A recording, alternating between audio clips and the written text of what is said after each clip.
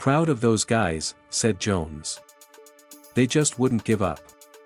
Mike McCarthy made sure they played like they were competing for a Super Bowl. McCarthy didn't mention the team's playoff situation before the game.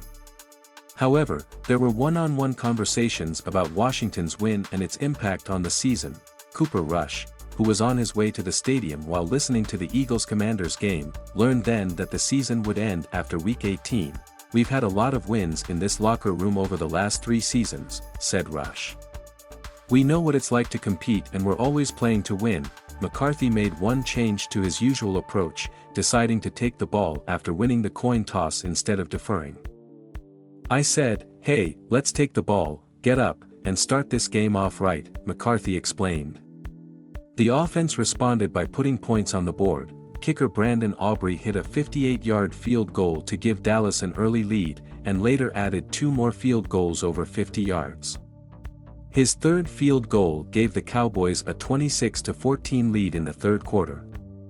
Though the Buccaneers narrowed the gap to 2 points with just over 2 minutes left, Bland's forced fumble secured the victory. "There's a lot of reasons we're not in the playoffs this year, starting with me," Jones said. "But you've got to appreciate the effort these guys gave out there, playing as if they were fighting for a Super Bowl." Unfortunately, the Cowboys won't be in the Super Bowl this year, extending their drought to 29 seasons. Still, there are 2 games left, and according to Rush, there's always something to play for. This is your life. This is football. It's what you do, and you get paid to do it. You don't need any more motivation than that. Thanks for watching. Please subscribe for more updates. Like they do before every game, Dallas Cowboys owner Jerry Jones and coach Mike McCarthy met in McCarthy's office, but this time there wasn't much to say. "It was a down moment," said Jones. "We both looked like we'd lost somebody." The Cowboys' playoff hopes officially ended when the Washington Commanders beat the Philadelphia Eagles in the final seconds, about 4 hours before Dallas faced the Tampa Bay Buccaneers. Before the game, it felt like a punch in the gut, McCarthy admitted. Despite knowing their playoff streak was over, the Cowboys still pulled off a 26-24 win against the Buccaneers, improving their record to 7-8 with 4 wins in their last 5 games. The Cowboys were already without some of their top players like Dak Prescott, Zach Martin, DeMarcus Lawrence, and Trayvon Diggs due to injuries. On top of that, they lost linebacker Eric Kendricks to a calf injury during pre-game warm-ups.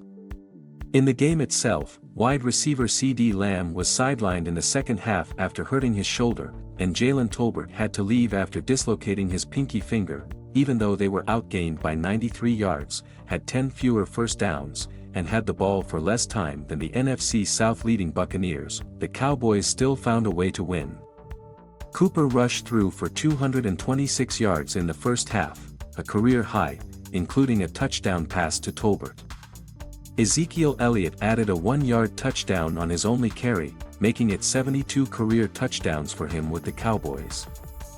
Jordan Lewis, playing with an elbow brace, picked off a pass in the end zone, while Darren Bland forced a game-sealing fumble with just over a minute left on the clock. "I just love the way our team fights," said McCarthy. "I can't say enough about the pride, character, toughness, and resilience of these guys." Jones had nothing but praise for McCarthy, who could be coaching his final 2 games for the Cowboys, as his contract is set to expire at the end of the season.